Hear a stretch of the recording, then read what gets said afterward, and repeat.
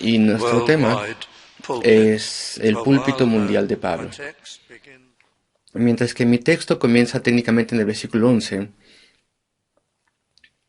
deseo ir al primer versículo del capítulo 28, que viene después del naufragio del barco en el cual el apóstol Pablo y todo el grupo de prisioneros y Julio, el centurión y la tripulación, evidentemente Lucas y Aristarco, todos ellos estaban viajando en este barco que naufragó. Iban camino a Roma y naufragaron en la isla de Malta. Y versículo 1. Estando ya a salvo, supimos que la isla se llamaba Malta.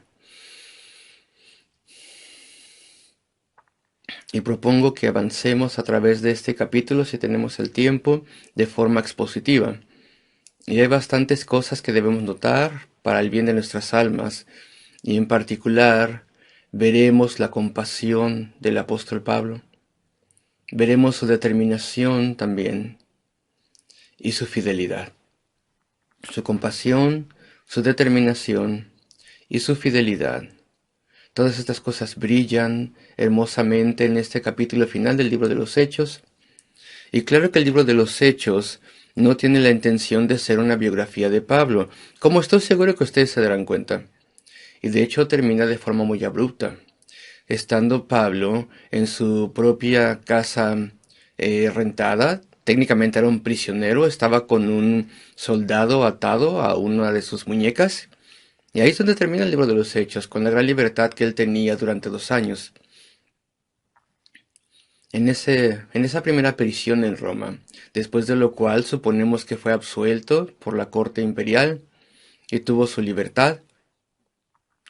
Y después aconteció lo que a veces se llama el cuarto viaje misionero, y yo creo que sí habrá ido a España, y con toda certeza visitó algunas iglesias y él escribió la primera carta a Timoteo, también Tito, antes de ser arrestado una vez más, antes de ser puesto en prisión durante no sabemos cuánto tiempo, pero esa fue una prisión mucho más grave. Allí él estuvo en un calabozo oscuro y húmedo con con todo el rigor del régimen romano. Al final de ese tiempo él fue ejecutado, martirizado, y eso fue más o menos alrededor del 67 después de Cristo. Y aquí estamos en el año 61 o 62 después de Cristo, en el mes de marzo, cuando después de ese naufragio todos llegaron a tierra, las casi 300 personas que estaban en ese barco, y entonces llegaron ahí a Malta. Y sabían que la isla era llamada Malta. Suponemos que eso lo supieron a partir de los habitantes. En el versículo 2, los naturales de ese lugar, en el inglés se les llama bárbaros, pero eso no significa que de forma literal fueran bárbaros, sino simplemente significa que no eran romanos, que no eran griegos. Tampoco los naturales de ese lugar no hablaban el lenguaje de ninguno de los dos. Tal vez hablaban un poco de griego entre ellos, pero eran gente fenicia y hablaban su propio idioma, que de hecho de forma sorprendente es muy cercana al hebreo antiguo, y evidentemente nosotros sabemos que Pablo era experto en el hebreo antiguo, y también supongo que estas personas aquí hablaban un poco de griego. En versículo 2, estas personas que no eran ni griegos ni romanos les mostraron considerable amabilidad, no poca humanidad, porque encendieron un fuego. Tiene que haber sido un fuego muy inmenso porque todavía estaba lloviendo bastante. ¿Y cómo se hacía esto? Si es que había una especie de refugio o algo, pues no se nos dice. Pero les recibieron a todos y cada uno de ellos. Entonces las personas mostraron gran humanidad, gran amabilidad a estas casi 300 personas que de pronto fueron impuestos sobre ellos, que se salvaron de esa tormenta terrible. Estaban completamente exhaustos, estaban muy hambrientos, estaban completamente empapados, probablemente tenían heridas aquí y allá, porque fueron arremetidos por la tormenta esa y el barco que estaba naufragando, y ese barco que estaba siendo llevado por el viento tempestuoso del norte, y es que no tendrían que haber estado navegando porque ya había pasado el tiempo de navegación. Y versículo 3, ahí leemos al respecto de Pablo. Entonces, habiendo Pablo recogido algunas ramas secas, las echó al fuego. Tal vez el fuego ya estaba encendido, y Pablo en su gran humildad ayuda a mantener este fuego vivo y pone allí madera, madera seca, ramas secas, y vemos ahí que una víbora, huyendo del calor, se le prendió en la mano. Creemos que ahora ya no hay víboras ahí en Malta, los bosques ya se han ido de ese puerto, pero había víboras en aquel entonces. Vino esa víbora del calor y se le prendió en la mano. Y Pablo tiene aquí una muestra milagrosa de Dios, una autentificación de su apostolado y su posición. Y versículo 4: cuando los naturales vieron la víbora colgando de su mano, se decían nosotros ciertamente que este hombre es homicida.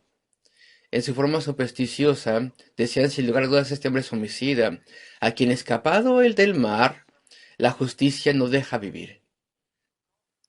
Y se sacudió la víbora en el fuego, la víbora en el fuego. Versículo 6. Brevemente ellos estaban mirando, mirando, esperaban. Estaban esperando que se hinchase o cayese muerto, que la mano se hinchase o que él de plano se muriera. Y eso es lo que pasaba con ese tipo de cosas. Y le miraron bastante y después cambiaron de parecer y empezaron a decir que él era un dios. Y Lucas no nos dice nada respecto de la reacción de Pablo a esto. Pero podemos suponer que así como había reaccionado en otras partes, en otros lugares, en otras instancias, cuando fue llamado Dios, él tomó la oportunidad de decirles que no era un Dios, sino que era un siervo del verdadero Dios. Y podemos tener certeza de que les explicó, si no es que incluso les dio una predicación, apeló a ellos, les explicó y comenzó desde el mismísimo principio para darles luz y entendimiento. Y claro que sí lo hizo, debido a su compasión, que va a ser expresada muy pronto. Siempre en todo lugar, él hablaba de Cristo, él hablaba respecto de la salvación, y estoy seguro que lo hizo aquí también. Y muy pronto vamos a ver la narrativa de cómo hablaba estas cosas, y creo que desde el principio, desde que llegaron allí a la costa, tuvo compasión, donde quiera que él iba. Él había atravesado ese terrible problema y también todos los demás con él, pero él amaba a esas personas, tenía compasión de ellas y les veía allí en su ignorancia espiritual y tinieblas. Y pensaban ellos que era un Dios, y él no podía permitir esas cosas.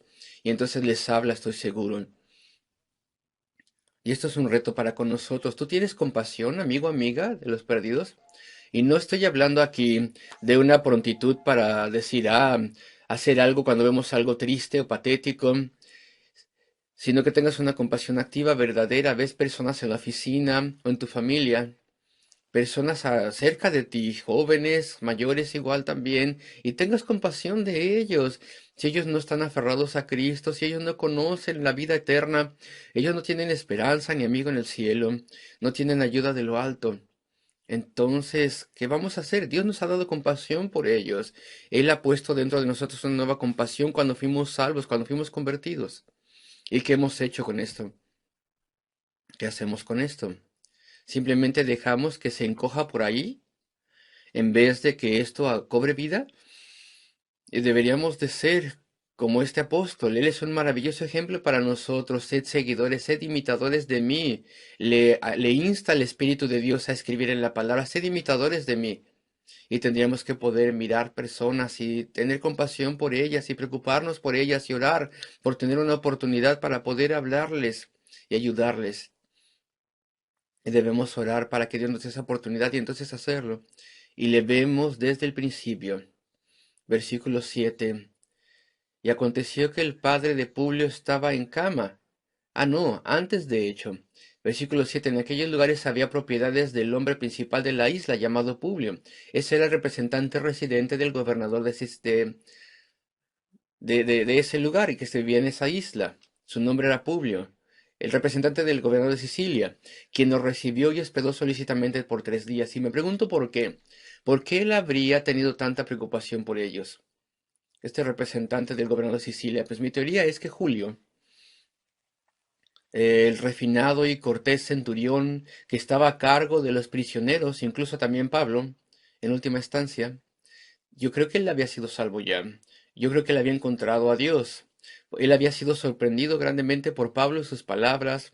Él había escuchado a Pablo, y había escuchado y visto que estaba en lo cierto con respecto al barco y el naufragio, y después la supervivencia de toda persona ahí a bordo. Estas cosas le hablaron a este hombre, estoy seguro. Y entonces él obviamente le habló a Publio y dijo, este es un grupo maravilloso. Y tenemos aquí un portavoz del Dios vivo, del Dios viviente. Y Publio estaba interesado en ello también, y le recibió y hospedó solícitamente 3 días, de forma amable. Y una vez más, Lucas no nos lo especifica, pero evidentemente aquí hubo predicación, explicación, testimonio. Versículo 8. Y aconteció que el padre de Publio estaba en cama, enfermo de fiebre y de disentería. Ellos eran adinerados, tenía propiedades en esa isla, pudo alojar a todo este grupo. ¿Dónde les puso? No, evidentemente no había especie de hoteles en ese entonces, en Malta, en aquel entonces, ¿no? Pero evidentemente tenía suficientes propiedades porque dice que les hospedó. Tal vez todos los prisioneros fueron a un granero con los soldados y después otras cosas así, de alguna forma, pero bueno, les cuidó y les alimentó. Y después cuando su padre tenía disentería y fiebre, y entró Pablo y oró por él y puso sus manos sobre él y le sanó, porque fue llevado por el Espíritu a hacer esto. Solamente los apóstoles podían sanar, y solamente lo hacían cuando el Espíritu Santo de Dios les llevaba a hacerlo. Y el resultado es maravilloso. Versículo 9. Hecho esto, también los otros que en la isla tenían enfermedades venían y eran sanados. ¿Cuántos fueron? No lo sabemos. Los que sean vinieron y fueron sanados, y eso nunca hubiera sido hecho por el apóstol Pablo, sin que hubiera predicación. Evidentemente Lucas le ayudó, el amado médico,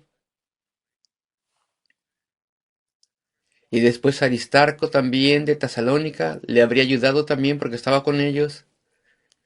Y muchas personas, estoy seguro, vinieron al Señor. Tuvieron salvación porque mira el versículo 10, los cuales también nos honraron con muchas atenciones. ¿Qué era esto? No se nos dice flores, supongo yo, y cosas de comer, provisiones para el camino a Roma, porque habían llegado allí a la costa con las manos vacías. Después entonces dice, cuando zarpamos al final del versículo 10 nos cargaron de las cosas necesarias. Estuvieron 3 meses en ese lugar, y ahí fue el comienzo, creemos nosotros, de una iglesia en Malta. Y la tradición nos dice, a pesar de que no sabemos cuán correcto esto puede ser simplemente una suposición falsa, pero se nos dice que Publio, el representante del gobernador ahí en la isla, se convirtió en el primer pastor de esa iglesia. Pero bueno, eso no está en la escritura. Y versículo 11, después de 3 meses, porque ahora están a mitad de marzo, cuando los barcos comienzan a navegar una vez más, las tormentas han cesado. Y dice que partieron en una nave alejandrina, otro barco que llevaba grano. Habían hecho lo correcto. En este caso, habían llegado al puerto de Malta para poder pasar 3 meses y medio ahí. Y probablemente era un barco casi idéntico al que habían callado. Y después Lucas dice algo curioso en el versículo 11 al final, la cual tenía por enseña o insignia a Castor y Pollux. Qué cosa tan extraña el darnos el nombre del barco. Lucas nunca había hecho esto antes y no lo vuelve a hacer después. Entonces, ¿por qué nombrar el barco?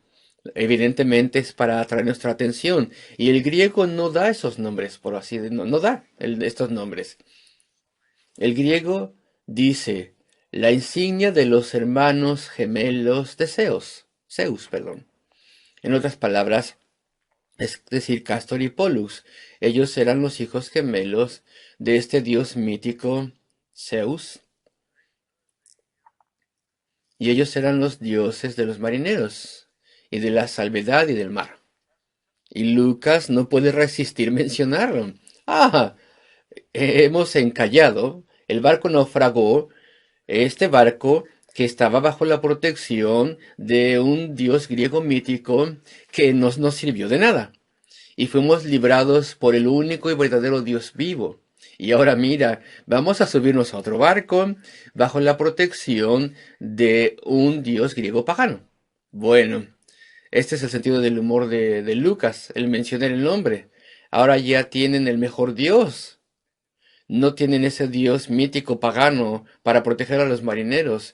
Y yo creo que si había esos prisioneros allí que ya habían sido salvos a través del mensaje de Pablo y su testimonio, y Lucas también, y Aristarco, y si había soldados allí que también habían sido salvos, yo creo que todos sonrieron, con disgusto también mostrado en sus rostros debido a los nombres de estos hijos gemelos de Zeus. Y versículo 12, y llegados a Siracusa, estuvimos allí 3 días, y de allí, versículo 13, costeando alrededor, llegamos a Regio, y otro día después, soplando el viento sur, llegamos al segundo día a Puteoli. Entonces dice que costearon alrededor, y otro día después, soplando el viento del sur, llegaron a este otro lugar que se llamaba Puteoli, donde habiendo hallado hermanos nos rogaron que nos quedásemos, versículo 14, con ellos 7 días. ¿Y qué es esto? Versículo 14. Esto es muy interesante. Encontraron hermanos allí en la parte final de Italia, cerca de Nápoles, y los hermanos cristianos en ese pueblo dijeron, quédate con nosotros, quédense 7 días. Y Pablo no dice, no puedo porque soy prisionero, tenemos que avanzar, no puedo yo hacer lo que yo quiera, ¿sabes? Sino que más bien le pide permiso a Julio el centurión. Y Julio está de acuerdo. Yo creo que este hombre ya es salvo. Él tiene gran gozo de haberse encontrado con la iglesia ahí de ese lugar. Y entonces Pablo pide permiso, ellos piden permiso y el centurión dice sí, nos quedamos aquí 7 días. Y después de este tiempo con la iglesia, ahí en Puteoli, dice entonces fuimos hacia Roma. Versículo 15. ¿De dónde? Este es un maravilloso toque en el versículo 15. De Roma, oyendo de nosotros los hermanos. ¿Y cómo escucharon de los hermanos? Bueno, estuvieron una semana allí en Nápoles, por ahí cerca. Ese era un camino principal. Estaba repleto todo el tiempo de tráfico. Y también tráfico noble, también gente que iba a caballo y mensajeros, etcétera. Y muy fácilmente podían haber enviado una carta a las personas de Roma. Entonces, a medida que el apóstol Pablo se acercaba a Roma, algo maravilloso y glorioso pasa. Un grupo, una delegación, si ustedes quieren, de cristianos de la iglesia de Roma vienen al foro de Apio. Ese es un pueblo que está como 45 millas al sur de Roma. Un lugar, una parada en el camino. El camino era como unas 225 millas.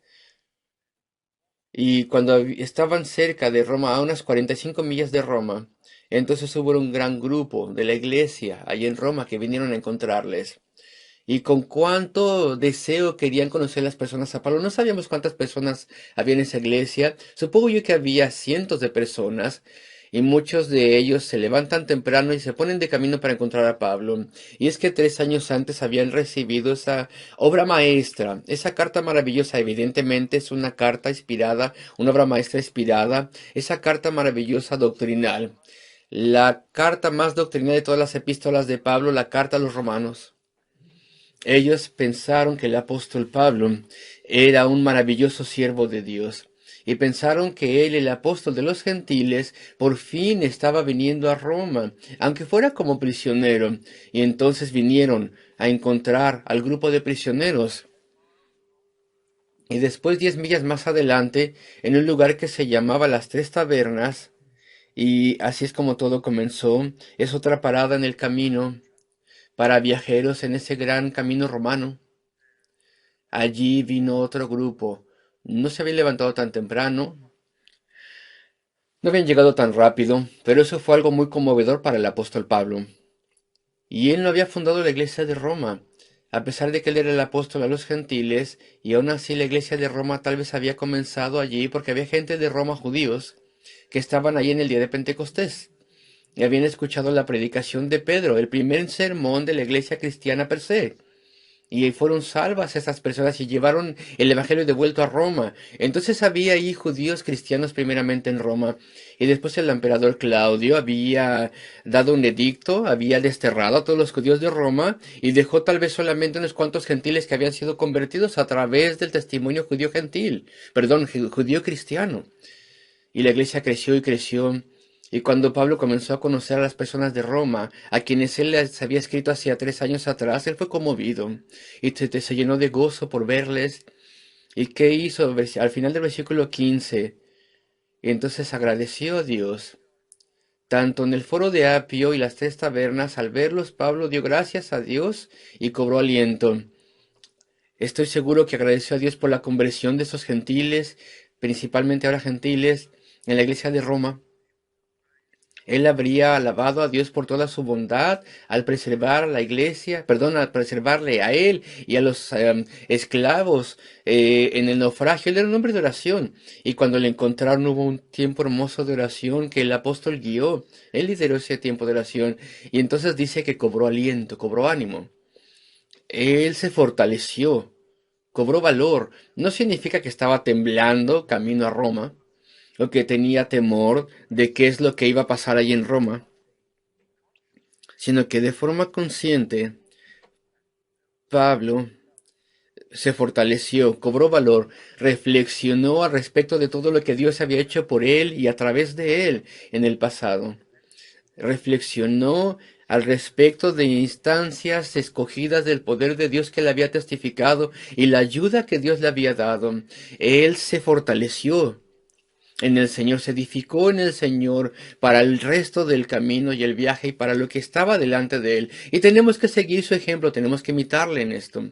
Nosotros tenemos que hacer esto de forma constante, tal vez diariamente, pero en tiempos especiales también. Y cuando enfrentemos grandes tribulaciones y más bien oportunidades grandes de testificar y también dificultades, tenemos que fortalecernos en el Señor, no como hacen los mundanos, teniendo valor y simplemente reuniendo el coraje y el entusiasmo de forma humana y el vigor para el futuro, sino fortalecernos en el Señor. Tenemos que dar gracias y tenemos que reflexionar al respecto de lo que Dios nos ha llamado a hacer, porque somos los representantes de Dios. Hay que recordar cómo nos ha bendecido Dios hasta ese momento.